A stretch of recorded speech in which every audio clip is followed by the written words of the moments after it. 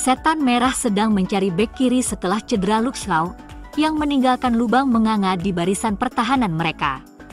Laporan awal menyebutkan bahwa Marc Cucurella selangkah lagi menuju Old Trafford.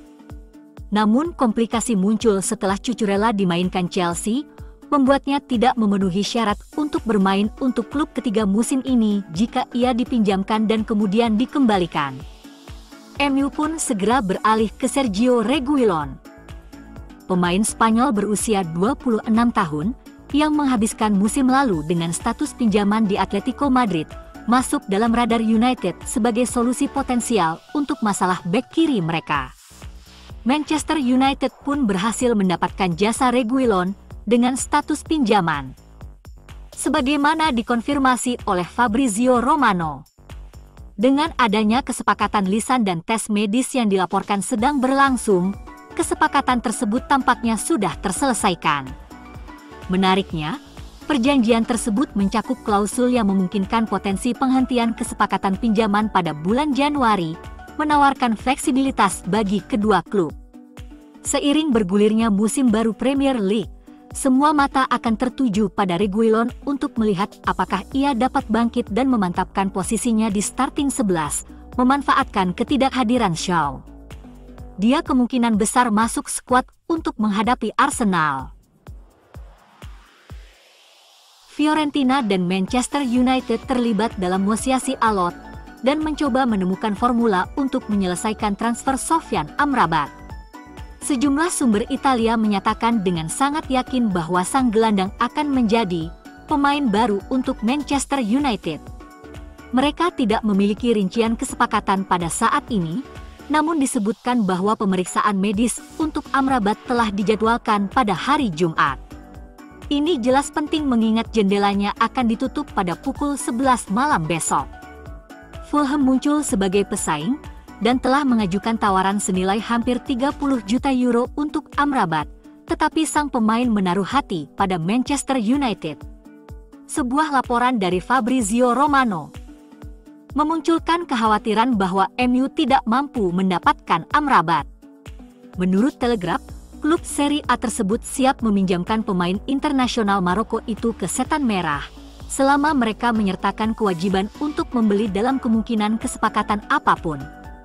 Namun, tampaknya klub Old Trafford belum puas memenuhi persyaratan mereka, dan malah menjajaki kesepakatan untuk Youssouf Fofana.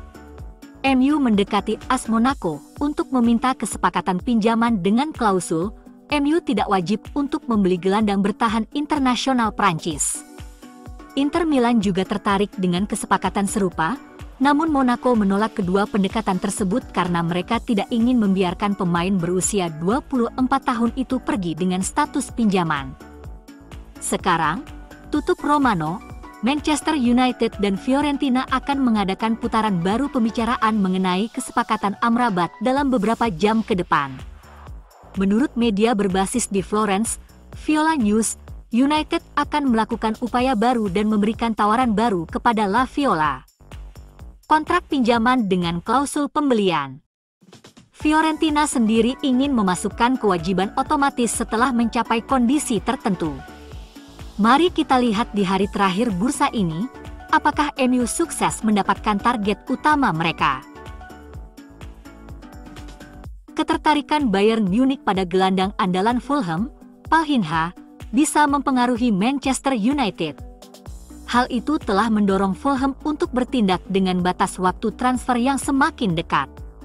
Fulham dilaporkan telah menghubungi MU mengenai penandatanganan Scott McTominay. McTominay telah dikaitkan dengan sejumlah klub musim panas ini, termasuk West Ham, Newcastle United, dan bahkan Bayern. The Tigers kemungkinan besar tidak akan membiarkan gelandang Portugal itu pergi jika mereka tidak bisa mendatangkan penggantinya, meski sang pemain sudah bertekad untuk pindah ke Bavaria. Bayern setuju untuk menjual Ryan Gravenberch ke Liverpool, dan mereka yakin akan menyelesaikan penandatanganan Palhinha. Pemain Portugal telah menyetujui persyaratan pribadi dan kontrak 5 tahun dengan Bayern, dan sekarang menunggu Marco Silva menyetujui kesepakatan penggantinya, menurut Fabrizio Romano. Salah satu pemain yang dicari Fulham untuk menggantikan Palhinha adalah Pierre-Emile Højbjerg dari Tottenham. Dan menurut jurnalis Sky Sports Dharmesh Sheth, McTominay adalah pemain lain yang diincar oleh Cottagers. Tak hanya dua nama itu, Fulham juga menawar gelandang Fiorentina, Sofyan Amrabat, meski sang pemain menolak. Erik ten Hag mungkin terpaksa menjual Scott McTominay ke Fulham untuk memastikan Manchester United merekrut Sofyan Amrabat.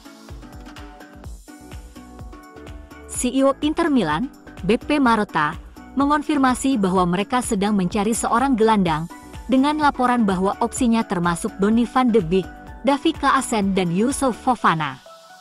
Nerazzurri menginginkan seorang gelandang dengan karakteristik berbeda untuk melengkapi skuad di jam-jam terakhir jendela transfer. Target yang disebutkan adalah Maxime Lopez dari Sassuolo, yang akan ditukar Christian Aslani. Opsi lainnya, Tanguy Ndombele dengan status pinjaman dari Tottenham Hotspur. Namun, Sky Sport Italia melaporkan ada opsi lain juga, termasuk pendekatan yang dilakukan untuk Youssouf Fofana, dengan status pinjaman dengan opsi pembelian, namun Monaco menolaknya. Calciomercato menambahkan bahwa Manchester United juga mengajukan Van de Beek ke Inter. Setelah mencoba menggoda Atalanta dan Roma untuk mengajukan tawaran. Mereka juga ditawari Davy Klaassen oleh Ajax, tetapi sekali lagi mereka tampaknya lebih memilih seseorang yang sudah memiliki pengalaman Serie A, karena Ndombele menghabiskan musim lalu dengan status pinjaman di Napoli. Sementara itu nasib 14 pemain MU akan diputuskan hari ini. Facundo Pellistri diinginkan berbagai klub dengan status pinjaman, cederanya Ahmad dan Mount bisa membuatnya bertahan di klub. Pun demikian dengan Harry Maguire. Cedera pada Varane mungkin bisa menyelamatkannya. Hannibal Mejbri nampaknya bertahan untuk menambah kedalan lini tengah. Eric Bailly diizinkan pergi secara gratis. Sementara Alvaro Fernandes akan diizinkan pergi dengan status pinjaman. Bersama juga bek kanan Marc Jurado. Kiper muda Radek Vitek, Shola Shoretire, Joe Hugill, Carly McNeil, serta kiper Dermot Mee sangat mungkin dipinjamkan. Terakhir, striker Mason Greenwood yang bisa dipinjamkan atau perpindahan permanen ke klub luar Inggris. Manchester United diam-diam menghubungi Benfica untuk merekrut remaja berkelas, Joao Neves. Laporan di tanah airnya memandang bahwa tim Erik ten Hag akan melakukan transfer yang mungkin akan memecahkan rekor. MU diperkirakan akan merekrut Joao Neves, yang dijuluki Bruno Fernandes 2.0. Kesepakatan untuk Amrabat dan Reguilon akan membuat pengeluaran United melampaui batas 200 juta pound untuk musim panas. Dan tampaknya Ten Hag mungkin belum selesai, menurut laporan di Portugal, yang mengklaim United juga serius memikat Neves. Pemain berusia 18 tahun ini adalah salah satu talenta muda Portugal yang cemerlang, dan pertama kali dikaitkan dengan kepindahan ke United awal musim panas ini. Setelah membuat 31 penampilan untuk Benfica, ia baru-baru ini menandatangani kontrak baru yang membuatnya tetap di Estadio da Luz hingga musim panas 2028. Menariknya, kesepakatan itu juga mengandung klausul pelepasan 102,7 juta pound. Penandatanganan sejumlah itu memang terlihat mustahil pada jendela transfer kali ini, namun United akan mengambil langkah pada jendela transfer mendatang, baik pada jendela Januari atau mungkin pada musim panas mendatang. Apapun yang terjadi, jika perpindahan tersebut berhasil dilakukan dengan harga sebesar itu, kesepakatan itu akan membuat United membayar biaya rekor baru di Inggris untuk seorang pemain remaja.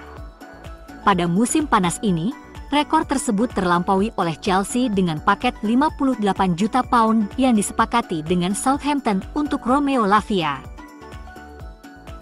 Hari Kamis menghadirkan undian yang ditunggu-tunggu untuk babak penyisihan grup Liga Champions UEFA 2023-2024.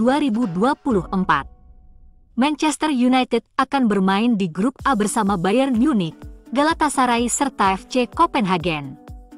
Grup neraka, grup F, memaksa Paris Saint-Germain baku hantam dengan Borussia Dortmund, AC Milan, dan Newcastle United, demi mendapat satu tempat di babak 16 besar.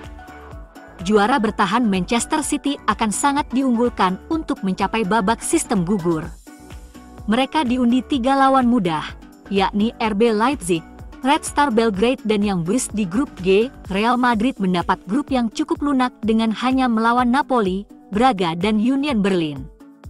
Bagi MU, grup A adalah grup yang syarat dengan jadwal pertandingan box office.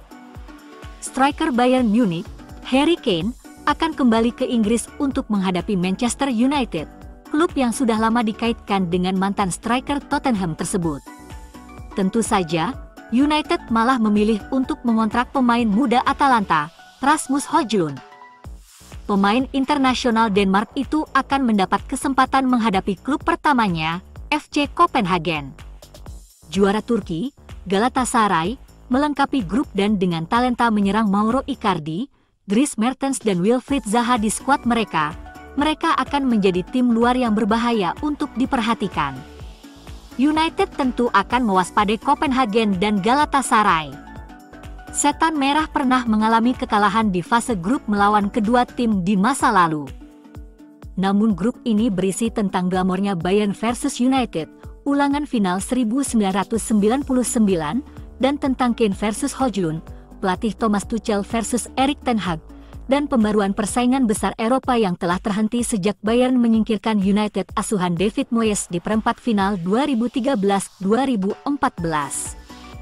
Kedua raksasa Eropa ini telah memenangkan 9 gelar Liga Champions, Bayern 6 kali, United 3 kali, dan setiap musim mereka bermain di kompetisi tersebut, tujuannya adalah untuk memenangkannya. Namun kedua tim memiliki tingkat kesiapan yang berbeda. Bayern pada musim panas untuk mendapatkan Kane menjadikan mereka ancaman nyata bagi mahkota Manchester City musim ini, namun United masih dalam masa transisi di bawah Ten Hag, dan terlihat masih jauh dari menjadi pemenang Liga Champions lagi. Dua pertandingan melawan Bayern akan menjadi ukuran nyata kemampuan United untuk bersaing melawan tim elit Eropa. Bayern kemungkinan besar akan mendominasi grup dan bisa memenangkan setiap pertandingan saat mereka berusaha untuk menunjukkan kredibilitas mereka. Drama akan terjadi dalam perebutan tempat kedua, dan meskipun United seharusnya memiliki cukup modal untuk lolos bersama Bayern, inkonsistensi mereka akan menjadi perhatian Ten Hag.